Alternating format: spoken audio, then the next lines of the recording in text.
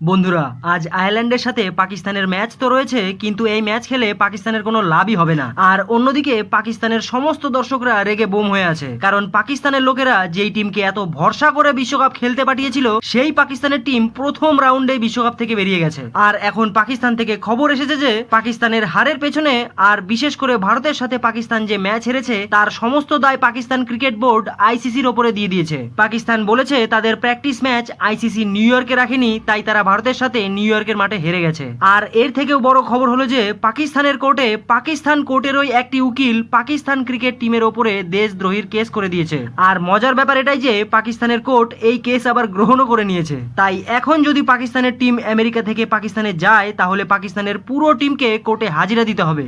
আর আমার তো মনে হচ্ছে যে বাবার আজম সমেত পাকিস্তানের পুরো টিমকেই জেলে যেতে হবে এবার। তবে আপনাদের কি মনে হয় বন্ধুরা? নিচে কমেন্ট করে অবশ্যই জানাবেন।